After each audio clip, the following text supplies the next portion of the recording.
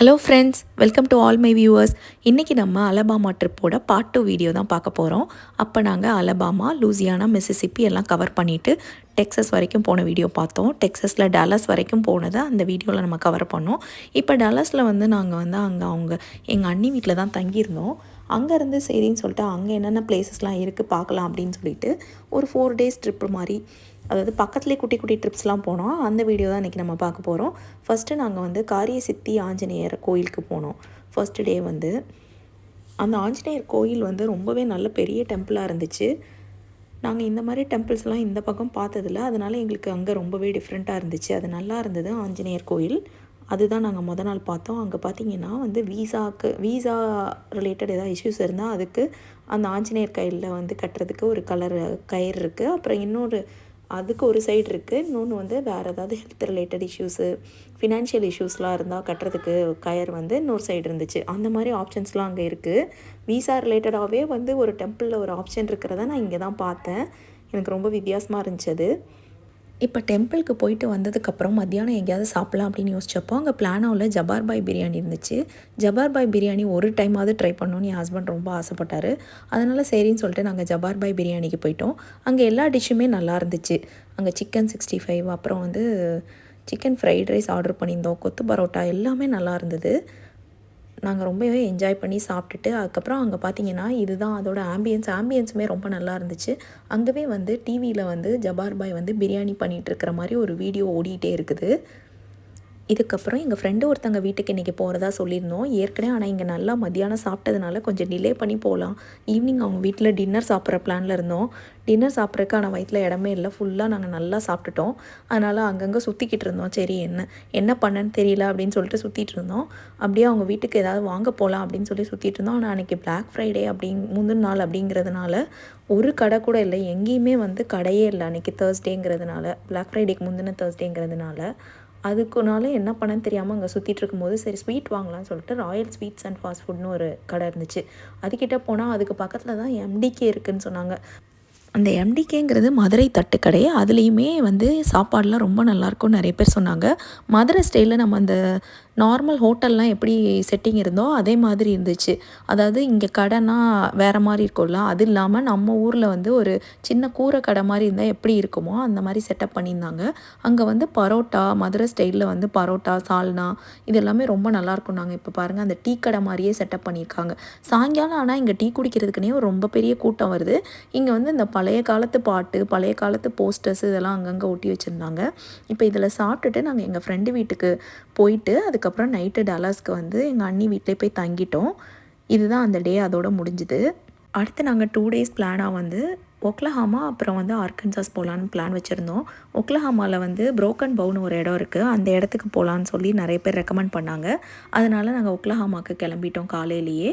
இங்கே பார்த்தீங்கன்னா காஸ்கோலே gas station இருக்குது. நான் ஃபஸ்ட் டைம் இதான் காஸ்கோவில் கேஸோலின் பார்த்தேன். அதனால தான் அதை வீடியோ எடுத்தேன். இப்போ நாங்கள் ஒக்லஹாமாவுக்கு கிளம்பிட்டோம். அங்கே புரோக்கன் போ போகிற வழியிலே கொஞ்சம் கெசினோஸ்லாம் இருக்குன்னாங்க. அந்த கெசினோஸில் சும்மா ட்ரை பண்ணி பார்க்கலாம். நாங்கள் கெசினோக்கு இதுக்கு முன்னாடி லாஸ் வேகாஸ் ட்ரிப்பில் போயிருக்கோம். பட் ஆனால் இந்த டைம் திருப்பி ஒரு தடவை சும்மா ட்ரை பண்ணி பார்க்கலாம் அப்படின்னு நினச்சோம். இதுதான் அந்த கெசினோஸ்லாம் இருக்கிற இடம். இங்கே இங்கேருந்து கொஞ்சம் தள்ளி ஒரு ரெஸ்ட் ஏரியா இருந்துச்சு. அங்கே போய் சாப்பிட்டுட்டு கொஞ்சம் நேரம் உட்காந்துட்டு அதுக்கப்புறம் நாங்கள் திருப்பி இந்த கெசினோக்கு வந்தோம். ஆனால் கொஞ்சம் குளிர் இருந்துச்சு. டல்லாஸை கம்பேர் பண்ணும்போது இது நார்த்தில் போகிறதுனால கொஞ்சம் குளிர் ஜாஸ்தியாக இருந்துச்சு. இதுதான் அந்த கெசினோ. W ஸ்டார் அப்படின்னு சொல்லிட்டு ஒரு கெசினோ. அது பெரிய கெசினோ மாதிரி செட்டப் வச்சுருக்காங்க. அது அந்த ரெஸ்ட் ஏரியாவுக்கு பக்கத்தில் இருந்துச்சு. அங்கே நாங்கள் பசங்களை விட்டுட்டு அதுக்கப்புறம் பார்த்துக்க சொல்லிவிட்டு அதுக்கப்புறம் நாங்கள் மட்டும் போனோம். அதுக்கப்புறம் அங்கே பார்த்திங்கன்னா உள்ளே அந்த கெசினோக்குள்ளே இங்கே ரோம் மாதிரி செட்டப். இது ரோம் சைடு. நாங்கள் இந்த என்ட்ரன்ஸ் ரோம் என்ட்ரன்ஸுக்கு உள்ளே போனோம். அங்கே எல்லாமே தீம் ரோமாக இருந்துச்சு.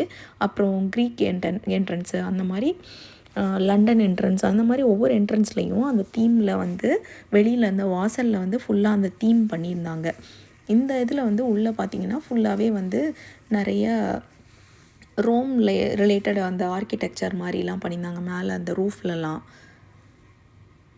ஆனால் இந்த கெசினோக்குள்ளே நாங்கள் ஒன்றுமே பெருசாக ஜெயிக்கலை. ஏன்னா உள்ளே $1 போட்டோன்னே திருப்பி எங்களுக்கு 25 சென்ட்டு தான் கிடச்சிட்டே இருந்துச்சு. நாங்களும் ரொம்பலாம் விளையாடலை. ஒரு $5 $10 அந்த மாதிரி தான் விளையாண்டோம். எங்களுக்கு விளையாட தெரியலையா இல்லை கெசினோனாலே அப்படி தான் ஒன்றுமே கிடைக்காதான்னு எங்களுக்கு தெரியல. யாராவது இதுக்கு முன்னாடி கெசினோவில் விளையாடிருந்தா கமெண்ட்டில் சொல்லுங்கள். அதுக்கப்புறம் இங்கே சுற்றி நாங்கள் அந்த இடத்தெல்லாம் பார்த்துட்டு இருந்தோம். அந்த லண்டன் என்ட்ரன்ஸ் ஒவ்வொரு என்ட்ரன்ஸையாக போய் பார்த்துட்டு இருந்தோம். எங்களுக்கு கெசினோவில் உள்ளே விளையாடுறத விட இந்த வெளியே உள்ள என்ட்ரன்ஸு அதெல்லாம் பார்க்க தான் ரொம்ப நல்லா இருந்துச்சு. இங்கே பார்த்தீங்கன்னா இது லண்டன் என்ட்ரன்ஸ். அதுக்கப்புறம் வந்து இது பார்த்திங்கன்னா வெனிஸ் என்ட்ரன்ஸ். இது வந்து பார்த்திங்கன்னா அப்படியே நம்ம பைசா டவர் மாதிரியே இருந்தது. அந்த கொலோசியம் மாதிரி இருந்துச்சு. அப்படியே ஒவ்வொரு என்ட்ரன்ஸும் ஒரு டைப்பில் இருந்தது. பார்க்க ரொம்ப வித்தியாசமாக இருந்துச்சு. இப்போ நாங்கள் கெசினோவெல்லாம் முடிச்சுட்டு அடுத்து டர்னர் ஃபால்ஸ் அப்படிங்கிற இடத்துக்கு போகலான்னு போயிட்டுருக்குறோம். டர்னர் ஃபால்ஸ் வந்து எப்படின்னா அது போகிற வழியெல்லாம் வந்து கொஞ்சம் காடு மாதிரி இருந்துச்சு. நடுவில் மான்லாம் வந்து போய்கிட்டு இருந்துச்சு. அந்த டர்னர் ஃபால்ஸில் வந்து வின்டர் மாதிரி ஆயிடுச்சு கொஞ்சம். சம்மரில் இதை விட நல்லாயிருக்கும், அங்கே எல்லோரும் நல்லா குளிக்கலாம் அப்படின்லாம் சொன்னாங்க. ஆனால் குளிக்கிறதெல்லாம் வந்து இப்போது ஸ்டாப் பண்ணி வச்சுருந்தாங்க. அங்கே எந்த ஆக்டிவிட்டீஸும் இப்போ இல்லை. ஆனால் கொஞ்சம் குளிரும் அதிகமாக இருந்துச்சு. ஆனால் ஃபால்ஸ் ரொம்ப நல்லா இருந்துச்சு. பட் ஆனால் அங்கே ஒரே ஒரு இது என்னென்னா டர்னர் ஃபால்ஸில் வந்து அந்த என்ட்ரி டிக்கெட் மட்டும் $10 $12 ஒரு ஆளுக்கு போட்டாங்க. இங்கே நாங்கள் எல்லா இடத்துக்கு போனாலும் என்ட்ரி டிக்கெட் வந்து எப்போவுமே காருக்கு தான் போடுவாங்க. ஒவ்வொருத்தருக்குலாம் என்ட்ரி டிக்கெட் இருக்காது. முக்கால்வாசி இந்த மாதிரி நேச்சுரல் பிளேஸஸ்க்கெலாம் போகிறதுக்கு இங்கே என்ட்ரி டிக்கெட் இருக்காது. ஆனால் இங்கே வந்து என்ட்ரி டிக்கெட்லாம் இருந்துச்சு. ஆனால் தண்ணி ரொம்ப கம்மியாக தான் இருந்தது. பட் ஆனால் அந்த ஃபால் கலர்ஸ்லாம் கொஞ்சம் மாறினதெல்லாம் உதிர்ந்து அந்த ஸ்டேஜில் இருந்துச்சு. மேபி ஃபாலில் போயிருந்தால் இன்னுமே பார்க்க அழகாக இருந்திருக்கும். ஆனால் அந்த ஃபால்ஸ்லாம் ரொம்ப நல்லா தான் இருந்துச்சு. இதான் அந்த டர்னர் ஃபால்ஸு. இன்னுமே கொஞ்சம் ஃபால் கலர்ஸ் மாறின அந்த லீவ்ஸ்லாம் வந்து கீழே விழாமல் அப்படியே நல்லா தான் இருந்துச்சு. நாங்கள் அதை சுற்றி சுற்றி நிறையா ஃபோட்டோஸ்லாம் எடுத்துகிட்டு அங்கே உட்காந்து நாங்கள் எடுத்துகிட்டு வந்திருந்த லஞ்சை சாப்பிட்டுட்டு அதுக்கப்புறம் மேலே வந்து கொஞ்சம் ஜிப்லைன் ஆக்டிவிட்டி இருந்துச்சு. சரி அதுக்கு போகலாம் அப்படின்னு சொல்லிட்டு கிளம்பிட்டோம். ஃபால்ஸ் பார்க்க ரொம்ப நல்லா இருந்துச்சு.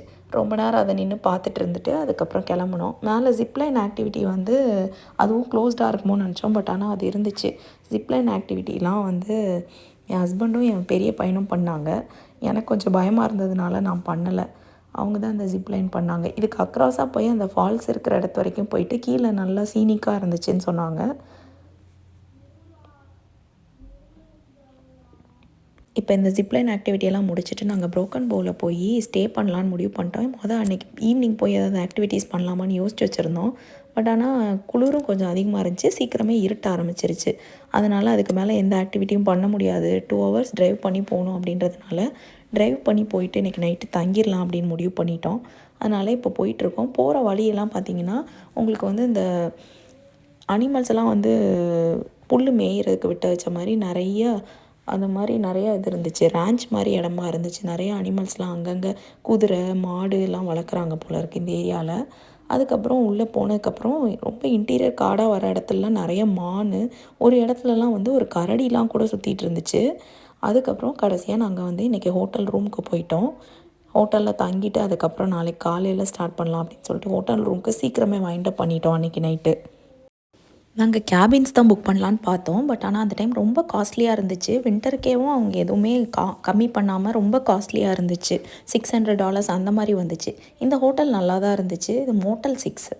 அது ஓகே, டீசெண்டான ஹோட்டலாக தான் இருந்துச்சு. ஒரு $120 அந்த மாதிரி வந்துச்சு. ஓகே தான். இப்போ நாங்கள் காலையிலே கிளம்பி ப்ரோக்கன் போ போயிட்டுருக்குறோம். ப்ரோக்கன் போவில் இது வந்து சீசனே கிடையாது. பட் ஆனால் அங்கே எந்த ஆக்டிவிட்டீஸ்க்குமே அவங்க வந்து கம்மியாக சார்ஜ் பண்ணலை. சீசன் டைமில் யூஸ்வலாக எல்லாமே ரொம்ப பீக் சீசனில் காஸ்ட்லியாக இருக்கும். இங்கே பார்த்தீங்கன்னா கயாக்கிங், போட்டிங், ஃபிஷ்ஷிங், அப்புறம் வாட்டர் ஸ்கூட்டர் அந்த மாதிரி ஆக்டிவிட்டீஸ் நிறையா இருக்குது. யாருமே வரலை, நாங்கள் மட்டும்தான் அங்கே இருந்தோம். நாங்கள் ஒரு 10 AM இது. அங்கே பார்த்திங்கன்னா ஒரு கூட்டம் கூட இல்லை.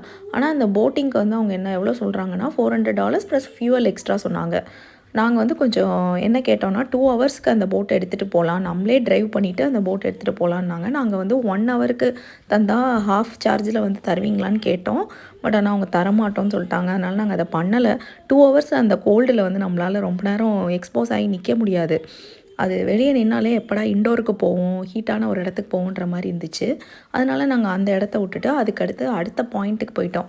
ஒவ்வொரு பாயிண்ட்டாக சும்மா சீனிக்காக என்ஜாய் பண்ணிவிட்டு போகலாம் அப்படின்னு சொல்லிட்டு அடுத்த பாயிண்ட்டுக்கு போனோம். ஈகிள் பாயிண்ட்டுன்னு ஒன்று இருந்துச்சு. அப்புறம் அந்த மாதிரி நிறைய பாயிண்ட்ஸ் இருந்துச்சு. இங்கேருந்து பார்க்கும்போது அங்கே தெரியுதுல, அது ஒரு பாயிண்ட்டு. இங்கே நின்று நாங்கள் நிறைய ஃபோட்டோஸ்லாம் எடுத்துட்டோம். இங்கே ஐலேண்ட் மாதிரிலாம் இருந்தது. இங்கே இதெல்லாம் ஃபால் கலர்ஸில் பார்க்கும்போது ரொம்பவே அழகாக இருந்திருக்கும். இப்போவுமே நல்லா தான் இருந்துச்சு. பட் ஆனால் அந்த ஃபால் கலர்ஸில் லீவ்லாம் ஃபால் ஆகாமல் பார்த்தா ரொம்ப நல்லாயிருக்கும். இங்கே நிறைய கேம்ப் கிரவுண்ட்ஸ்லாம் இருந்துச்சு. நிறைய பேர் இந்த பார்பிக்யூலாம் பண்ணி சாப்பிட்றது அந்த மாதிரி இடம்லாம் இருந்தது. பட் ஆனால் இப்போ ரொம்ப கூட்டம் கம்மியாக தான் இருந்துச்சு. ஆனால் அந்த கேம்ப் கிரவுண்டில் ஓரளவுக்கு கொஞ்சம் பீப்புள் இருந்தாங்க. மற்ற நேரத்தில் மேபி சீசன் டைமில் வந்து இங்கே ரொம்ப கூட்டமாக இருக்கும்னு நினைக்கிறேன். அங்கே நிறையா கார் பார்க்கிங் எல்லாம் இருந்துச்சு. பட் ஆனால் ரொம்ப கம்மியான ஆளுங்க தான் இருந்தாங்க. இப்போ நாங்கள் அதை முடிச்சிட்டோம். அதனால் ப்ரோக்கன் பவுலில் நாங்கள் நினச்சதை விட பெருசாக எந்த ஆக்டிவிட்டீஸும் இல்லைன்றதுனால சும்மா சீனிக் பியூட்டியை மட்டும் என்ஜாய் பண்ணிவிட்டு நாங்கள் கிளம்பிட்டோம். இப்போ நாங்கள் எங்கே கிளம்பிட்டுருக்குறோன்னா ஆர்கன்சாஸில் இருக்கிற சீனிக் ட்ரைவே இருக்குது. அந்த சீனிக் ட்ரைவேல தான் போகலான் இருக்கிறோம். தலிமீனா அப்படின்னு சொல்லிட்டு ஒரு சீனிக் ட்ரைவே இருந்துச்சு. அந்த ட்ரைவேக்கு தான் இப்போ போய்கிட்டு இருக்கோம் நாங்கள் ஆர்கன்சாஸ்க்கு. அந்த ட்ரைவே போகிற வழியெல்லாம் பார்த்திங்கன்னா ஸ்டேட் ரோடு மாதிரி தான் இருந்துச்சு. அதுவும் நிறையா மான் இதெல்லாம் இருக்கிற மாதிரியான ஒரு ஸ்டேட் ரோடு மாதிரி தான் இருந்தது. காட்டுக்குள்ளே போகிற மாதிரி தான் இருந்துச்சு. இப்போ இந்த ட்ரைவேக்கு நாங்கள் வந்துட்டோம். இந்த தலிமீனா சீனிக் ட்ரைவேல தான் இப்போ வந்து நாங்கள் ட்ரைவ் பண்ணி ஒரு 70 மைல்ஸ் கிட்ட இந்த மாதிரி வந்து சீனிக் ஏரியா தான். இது ஃபால் கலர்ஸ் பார்க்குறதுக்கு ஒரு நல்ல ஏரியா. பட் ஆனால் இந்த டைம்லேயுமே ரொம்பவே நல்லா தான் இருந்துச்சு. இங்கே வந்து ஒரு இடத்துல வந்து ஹிஸ்டாரிக்கல் பாயிண்ட்டுன்னு இருந்துச்சு. அந்த இடத்துல பார்த்திங்கன்னா கரெக்டாக வந்து ஒரு இந்த கார் பார்த்திங்கன்னா இப்போ அர்கான்சாஸ்க்கும் ஒக்லஹாமாக்கும் நடுவில் நிற்கிது எங்கள் கார் கரெக்டாக. அதை தான் நான் மேப்பில் காட்டினேன். இது பார்த்திங்கன்னா இந்த இடத்துல வந்து ஹிஸ்டாரிக்கல் பாயிண்ட்டுன்னு ஒரு ஆணி மாதிரி அடித்து வச்சுருந்தாங்க. அதில் வந்து சர்வே பண்ணி பாதி வந்து ஆர்கன்சாஸ் பாதி வந்து ஒக்லஹாமா அப்படின்னு போட்டிருந்தாங்க. அந்த இடத்துல நாங்கள் நின்று பாதி பேர் இந்த பக்கமும் பாதி பேர் அந்த பக்கமும் நின்று ஃபோட்டோலாம் எடுத்தோம். இப்போ அதான் எங்களோட லாஸ்ட்டு பாயிண்ட்டு. அதை முடிச்சுட்டு இப்போ நாங்கள் திருப்பி ஊருக்கு கிளம்பிட்டோம். இப்போ வந்து ரிட்டன் போயிட்டுருக்கோம். இங்கே ஒக்லஹாமா கிட்ட வந்துட்டு இருக்கும்போது இப்போ டல்லாஸ்க்கு போகிறதுக்கு கிட்டத்தட்ட 4 to 5 hours ஆகும். அதனால இப்போ ஒக்லஹாமாவை கடந்து போகும்போது பார்த்திங்கன்னா இந்த போகிற வழியிலலாம் நிறைய கசினோஸ் இருந்துச்சு. அதெல்லாம் தாண்டி இப்போ நாங்கள் வந்து முடிச்சு இப்போது டல்லாஸ்க்கு கிளம்பிட்டோம். இப்போ நைட்டு நாங்கள் வந்து அங்கே போய் டின்னர் சாப்பிட்டுட்டு வீட்டில் போய் படுத்து தூங்கணும். டின்னருக்கு நாங்கள் பரோட்டா எக்ஸ்பிரஸில் ஸ்டாப் பண்ணோம். அங்கே வந்து கறி தோசை, கறி இட்லி அந்த மாதிரிலாம் கிடச்சிச்சு. ரொம்பவே நல்லா இருந்துச்சு, சூப்பராக இருந்துச்சு. இப்போ அடுத்த நாள் காலையில் டல்லாஸ்லேருந்து நாங்கள் சரி வேறு எங்கேயாவது ஏதாவது பக்கத்தில் இடம் இருந்தால் பார்த்துடலாம் இதோட அதுக்கப்புறம் பாஸ்டன் கிளம்புறதுக்கு முன்னாடி அப்படின்னு நினச்சதுனால சரி பக்கத்தில் எங்கே இருக்குதுன்னு கேட்டப்போ இந்த டைனோசர் வேர்ல்டு இருக்குதுன்னு சொன்னாங்க. பசங்களுக்கு வந்து டைனோசர்னால் ரொம்ப பிடிக்கும். அதுவும் டைனோசர் இங்கே உண்மையாகவே வாழ்ந்து அதோட கால் தடம்லாம் இருக்கிற மாதிரி ஒரு இடம் இருக்குது அப்படின்னு சொன்னோன்னே எங்களுக்கு கேட்க ரொம்ப இன்ட்ரெஸ்டிங்காக இருந்துச்சு. சரின்னு சொல்லிட்டு இதை கண்டிப்பாக பார்த்தே ஆகணும் அப்படின்னு சொல்லிட்டு அன்றைக்கி காலையில் கிளம்பிட்டோம்.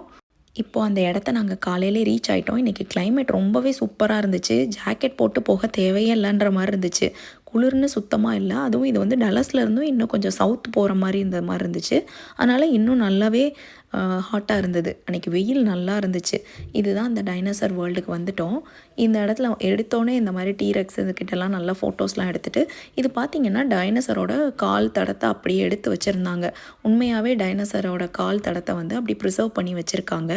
அங்கங்கே வந்து நிறையா பாயிண்ட்ஸ் இருந்துச்சு.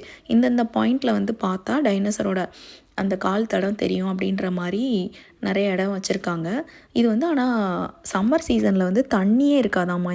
இங்கே ஒரு ரிவர் மாதிரி ஓடிட்டுருக்கு. அந்த ரிவரில் வந்து தண்ணியே இருக்காது சம்மர் டைமில். அப்போ வந்து அப்படியே உள்ளே இறங்கி நல்லா பார்க்கலான்னாங்க. ஆனால் இப்போ நாங்கள் மேலே நின்று தான் பார்க்க முடிஞ்சுச்சு. தண்ணி ரொம்ப இல்லை, இருந்தாலும் உள்ளே இறங்க முடியாத அளவுக்கு தான் இருந்துச்சு. அதனால் அங்கங்கே பார்த்திங்கன்னா அதோடய கால் தடம், சின்ன சின்ன கால் தடம், அப்புறம் ரொம்ப பெரிய கால் தடத்துக்குள்ளே அப்படி ஃபுல் தண்ணி நிரம்பி அப்படி கிடக்கிற மாதிரிலாம் இருந்துச்சு. அதுக்கு பக்கத்துலேயே வந்து எப்படின்னா இந்த இடத்துல என்ன நடந்திருக்கும், எதனால் இந்த மாதிரியான ஒரு இது உருவாகிருக்கும் அப்படின்னு சொல்லிட்டு ஒரு ஸ்டோரி மாதிரி அந்த போர்ட்லலாம் வந்து அதை இங்கே அவங்க இதை வந்து கெஸ் பண்ணி போட்டிருந்தாங்க. அது நல்லா இருந்துச்சு. அதாவது ஒரு பிளான்ட் ஈட்டிங் டைனோசருக்கும் ஒரு டீரெக்ஸுக்கும் சண்டை நடந்திருக்கலாம். அதனால் அது ரெண்டோட கால் தடமும் பக்கத்தில் இந்த மாதிரி இந்த இடத்துல ஒரு ஃபைட்டு நடந்திருக்கலாம் அப்படின்ற மாதிரி திங்க் பண்ணி போட்டிருந்தாங்க. அது பார்க்க நம்மளுக்கு ரொம்ப இன்ட்ரெஸ்டிங்காக இருந்துச்சு. அது உண்மையாக நடந்துச்சா என்னன்னு தெரியாது. பட் ஆனால் அது பார்க்கும்போது அதையும் இதையும் நம்ம வந்து ரெண்டையும் வந்து ரெஃபரன்ஸ் பண்ணி பார்க்கும்போது அது உண்மையாகவே இன்ட்ரெஸ்டிங்காக தெரிஞ்சிச்சு. பசங்க ரொம்ப என்ஜாய் பண்ணி இது கால் தடம் நல்லாயிருக்கு, இது நல்லாயிருக்கு, அது நல்லாயிருக்குன்னு சொல்லிகிட்டு இருந்தாங்க. அவங்களுக்கும் ரொம்ப பிடிச்சிருந்துச்சு. ஃபாசில்ஸ் பற்றியெல்லாம் வந்து அங்கே நிறையா இடத்துல வந்து எழுதி போட்டிருந்தாங்க. ஃபாசில்ஸ்னால் என்ன அதெல்லாம் வந்து இவங்க லேர்ன் பண்ணிக்கிட்டாங்க. அது மாதிரி அந்த இடத்துல ஓரத்தில் நிற்கும்போது இந்த இடத்துல டைனோசர் இந்த மாதிரி தான் நடந்து போயிருக்குமோ அப்படின்னு சொல்லி கற்பனை பண்ணி பார்க்கும்போது அது ரொம்பவே நல்ல ஆச்சரியமாக இருந்துச்சு. ரொம்ப பிடிச்சிருந்துச்சி அந்த இடம்.